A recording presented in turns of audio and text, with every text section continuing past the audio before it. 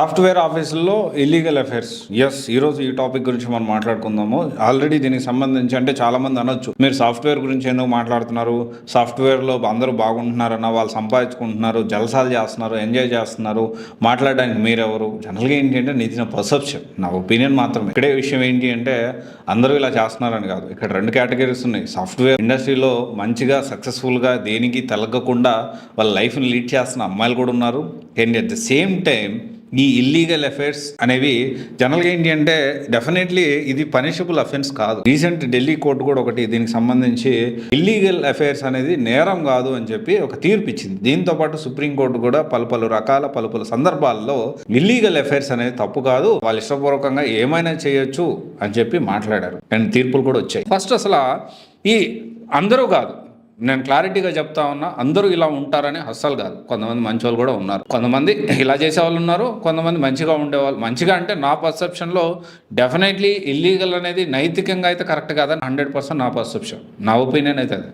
ఎందుకంటే ఇప్పుడు అందరూ కట్నం తీసుకున్న వాళ్ళు గాడిద, కట్నం తీసుకున్న వాళ్ళు దున్నపోతు, కట్నం తీసుకున్న వాళ్ళు ఇంకొకరు అంటున్నారు కదా. మరి భరణం తీసుకునే వాళ్ళు ఏమనాలి? ఇప్పుడు కట్నం తప్పు అయినప్పుడు భరణం కూడా తప్పు అవ్వాలి కదా. ఎక్కడుంది ఈక్వాలిటీ, జెండర్ ఈక్వాలిటీ ఎక్కడుంది ఇక్కడ?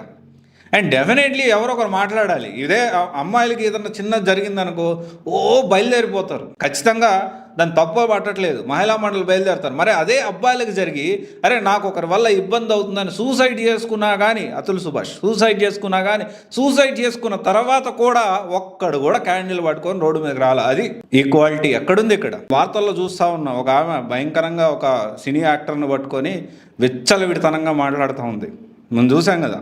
ఎవరో కాదు, మన పెద్ద మనిషి. అంటే చాలా డ్రగ్స్ ఆరోపణలు ఉన్నాయి ఆ అమ్మాయి మీద. ఆ అమ్మాయి బరి తెగించి రోడ్డు మీదకి వచ్చి అందరూ ఒక్కసారి ఓపెన్ చేయండి కమెంట్స్, ఒక్కరన్నా ఆమె సపోర్ట్గా మాట్లాడుతున్నారా? మొత్తం సమాజం ఓస్తున్నప్పటికీ, ఆ అమ్మాయి మంచిది కాదు అంటున్నప్పటికీ చట్టం అమ్మాయిల చట్టం అయిపోయింది.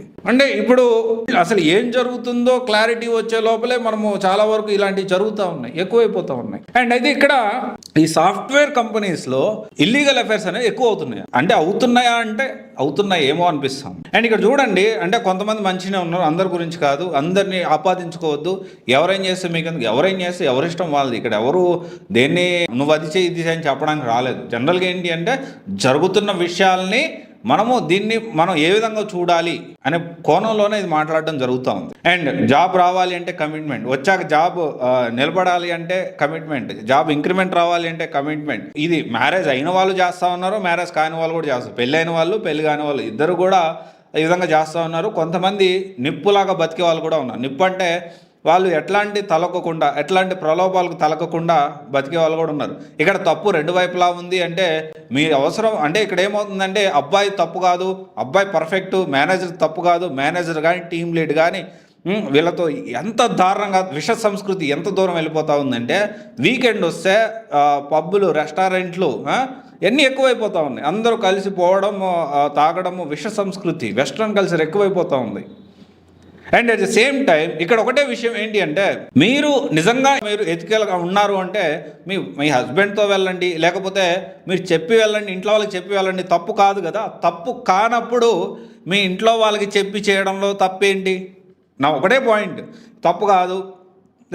అమ్మాయిలు సిగరెట్లు తాగడం తప్పు కాదు, మందు తాగడం తప్పు కాదు. మరి ఇంట్లో వాళ్ళకి చెప్పి చేయొచ్చు కదా. ఇంట్లో వాళ్ళకి చెప్పండి. ఇదిగో స్నాప్ పంపిస్తారు, అన్నిటికీ స్నాప్లు పంపిస్తారు కదా అమ్మాయిలు. నేను స్మోక్ చేస్తున్నా పప్ప అని చెప్పి ఫోటో తీసి పంపించండి, స్నాప్ తీసి పంపించండి. ఏమవుతుంది? మీ చుట్టాలకి, బంధువులకి, మీ నాన్నకి, మీ అమ్మకి, ఒకవేళ పెళ్ళి అయితే మీ హస్బెండ్కి పంపించండి. తప్పు కాదు కదా. అండ్ దీని గురించి చాలామంది ఖచ్చితంగా కమెంట్లో మాట్లాడుతూ ఉంటారు, మీరు అమ్మాయిలకి అగైనెస్ట్. నేనేం మాట్లాడలేదు అగైనెస్ట్గా, ఉన్నది చెప్తా ఉన్నా, జరుగుతుంది మాట్లాడుతూ ఉన్నాం. కాకపోతే ఆన్లైన్ వేదికగా మాట్లాడుతూ ఉన్నా, నా ఒపీనియన్ నేను షేర్ చేస్తున్నా. అండ్ డెఫినెట్లీ మనం ఆ మైండ్ స్పేస్ దగ్గర ఒకసారి చూడండి. మీరు మైండ్ స్పేస్ దగ్గర వరుసగా టీ షాపులు ఉంటాయి. మైండ్ స్పేస్ దగ్గర కానీ గచ్చిబౌలి డిఎల్ఎఫ్ రోడ్డు దగ్గర కూడా నుంచోని గొప్పని సిగరెట్లు తాగుతారు. అమ్మాయిలు తాగుతారు, అబ్బాయిలు తాగుతారు. ఇక్కడ బేసికల్లీ పబ్లిక్లో సిగరెట్లు తాగడం అయితే 100% చట్టరీత్యా నేరం. కానీ సరే, మనం దానికి సంబంధించి ఒకవేళ ఎవరైనా పోలీసులు ఎవరైనా చూస్తే ఖచ్చితంగా కెమెరా క్యాప్చర్ చేస్తారు, దాన్ని ఫైన్ ఇవ్వడం జరుగుతూ ఉంటుంది. చాలా తక్కువ జరుగుతూ ఉంటుంది, ఎందుకంటే ఇంకా బోల్డ్ సమస్యలు ఉన్నాయి, ఇదే కాదు కదా. సో అయితే ఈ విధంగా తాగుతూ ఉంటారు. ఇక్కడ తప్ప ఒప్ప అని నేను చెప్పట్లేదు. అదేదో అంటే ఒకటే విషయం ఏంటి అంటే ఈ వీకెండ్ కాగానే పబ్బులు రెస్టారెంట్లు ఇవి ఎక్కువైపోతా ఉన్నాయి. ఇది ఎక్కువగా సాఫ్ట్వేర్ ఉద్యోగాలు చేసేవాళ్ళు ఎక్కువగా ఈ కల్చర్కి అలవాటు పడుతూ ఉన్నారు. అండ్ ఒకటే విషయం ఏంటి అంటే తాగడం తప్పు కాదు, డెఫినెట్లీ తాగడం తప్పు అని నేను చెప్పను. తాగడం తప్పు కాదు, సిగరెట్ తాగడం ఎవరిష్టం వాళ్ళది. కానీ ఇక్కడ ఒకటే విషయం ఏంటి అంటే మనం ఎంత ఎథికల్గా ఉన్నాం, definitely it is not a punishable offence. అంటే పబ్లిక్లో తాగడం తప్పు అయినప్పటికీ ఎవరి ఇండివిజువాలిటీ వాళ్ళకు ఉంటుంది. కాకపోతే ఇక్కడ ఒకటే విషయం ఏంటి అంటే ఈ నైతికత ఎంతవరకు ఉంది, మనం ఎట్టుపోతున్నాము ఆలోచన చేసుకోవాలి. అండ్ ఇప్పుడు అంటే నా అవసరాన్ని ఇప్పుడు కొంతమంది బేదార్పులు అరుస్తారు, నా అవసరాన్ని మా మేనేజరు మిస్యూజ్ చేసుకున్నాడు, నా అవసరాన్ని మా టీఎల్ మిస్యూజ్ చేసుకున్నాడు, ఫోర్స్ చేశాడు, నన్ను ప్రలోభ అంటే at the end of the day నీ ఉద్యోగాన్ని నీ ఏదైతే సంపాదనను కాపాడుకోవడానికి ఆ డబ్బుల కోసమే కదా నువ్వు చేస్తుంది. వాట్ ఈస్ ద అంటే ఇక్కడ డెఫినెట్లీ ఫోర్స్ఫుల్గా చేస్తున్నా అంటే వదిలేసేయండి, ఉద్యోగం వదిలేసి ఇంకోటి ఎత్తుక్కోండి, తప్పులేదు కదా. స్ట్రాంగ్గా ఉండండి. నేను అదే చెప్పేది అందరూ ఉమెన్కి నేను ఒకటే చెప్తున్నా, బీ స్ట్రాంగ్గా ఉండడానికి ప్రయత్నం చేయండి. అందరూ అంటే అందరూ కాదు, ఎవరైతే ఈ విధంగా ఇబ్బంది పడుతున్నారో వాళ్ళ గురించి మాట్లాడుతూ ఉన్నా. మరి ఇప్పుడు ఈ అందరినీ గురించి మాట్లాడుతున్నారా అనవద్దు. ఎవరైతే నిజంగా ఇబ్బంది పడుతున్నారో ఆ ఉమెన్ స్ట్రాంగ్గా ఉండాల్సిన అవసరం ఉంది. ఎందుకు ప్రలోభాలకు లోనవుతారు, ఎందుకు అటువైపు వెళ్తూ ఉంటారు? వెళ్ళిపోయిన తర్వాత అంతా అయిపోయిన తర్వాత నాకు కాల్ చేశారు వీళ్ళు చేశారు అనుకండి, ఇన్సిడెంట్ జరగకముందు జాగ్రత్త పడండి, పోలీస్ కంప్లైంట్ ఇవ్వండి. మీరు జస్ట్ కంప్లైంట్ అట్లా రాస్తే రెడీగా ఉంటారు కదా, మీకు న్యాయం చేయడానికి రెడీగా ఉంటుంది వ్యవస్థ కూడా. పోలీస్ వ్యవస్థ కానీ మన చట్టం కానీ న్యాయ వ్యవస్థ కానీ మీకు 100కి 200% కాదు 1000% న్యాయం చేస్తాయి.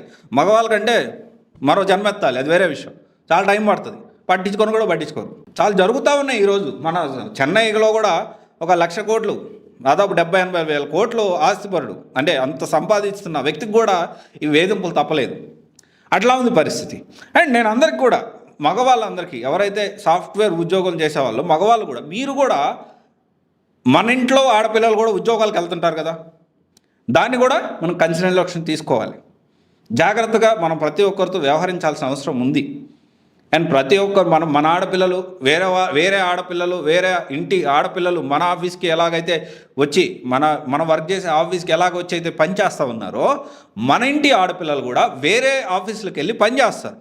సో వాళ్ళతో బాధ్యతగా మెలగాల్సి రెస్పాన్సిబిలిటీగా మనం ఉండాల్సిన అవసరం ఉంది. వాళ్ళని జాగ్రత్తగా చూసుకోవాల్సిన అవసరం మనకు కూడా ఎంతైనా ఉందనే విషయం మీరు కూడా మర్చిపోవద్దు. అండ్ డెఫినెట్లీ ఇది ఒక రకమైన ఏమవుతుందంటే ఒక వివాహ వ్యవస్థ ఒక అస్తవ్యస్తమైన పరిస్థితి ఏర్పడుతూ ఉంది. అంటే కూడా ఏమవుతుందంటే నాకు సంపాదించే నా పాటికి నేను ఇండివిజువల్గా బతకగలుగుతాను అని చాలామంది ఆడవాళ్ళు ఉన్నారు ఈ రోజుల్లో. కానీ మగవాళ్ళు ఎందుకు ఉండలేకపోతున్నారు? నేను ఒకటే చెప్తా ఉన్నా, ఇది జరుగుతూ ఉంది. మగవాళ్ళు కూడా మీ మైండ్ని స్ట్రాంగ్గా ఉంచుకోండి, చివరి వరకు చచ్చే వరకు మీతో ఉండేది మీరే. And at the same time ఈ ఇల్లీగల్ అఫైర్స్ అనేది తప్పు కాదు అని కోర్టులు చెబుతున్న సమయంలో డెఫినెట్లీ అది పనిషబుల్, చట్ట ప్రకారం తప్పు కాదు. And at the same time మనకు కూడా ఇక్కడ ఒక విషయం అర్థం చేసుకోవాల్సిన విషయం ఏంటి అంటే ఈ విధంగా చట్ట ప్రకారం నేరం కాదు కదా, విచ్చలవిడితనంగా ఉండొచ్చు అనుకుంటే బంధాలు నిలబడం. ఈరోజు మీరు కురతనంలో ఉండొచ్చు, ఈరోజు మీరు ఏజ్లో ఉండొచ్చు, కానీ ఒకరోజు ముసలి వాళ్ళు అవుతారు. ఆ బంధాలు లేకపోతే ఆ ప్రాబ్లమ్స్ ఎలా ఉంటాయో ఒక్కసారి మళ్ళీ వెనక్కి మనం ఒక తప్పు అంటే డెఫినెట్లీ నైతికంగా అయితే ఇది కరెక్ట్ కాదు, 100% కరెక్ట్ కాదు. చట్ట ప్రకారం కరెక్ట్ కాకపోయినప్పటికీ ఒక నైతికంగా భారతీయ వివాహ వ్యవస్థ అనేది అస్తవ్యస్తంగా ఉంది. సో మీరందరూ కూడా జాగ్రత్తగా ఉండండి. తప్పు కానప్పుడు ప్రతి ఒక్కటి స్నాప్లో పంపించండి, okay? And at the same time ఇది ఎవరిని ఉద్దేశించింది కాదు, కేవలం ఒక బాధ్యత, ఒక రెస్పాన్సిబిలిటీగా, ఒక సోషల్ రెస్పాన్సిబిలిటీగానే నేను ఈ మాటలన్నీ కూడా మాట్లాడుతూ ఉన్నాను. తప్పు ఇద్దరి వైపు ఉంది.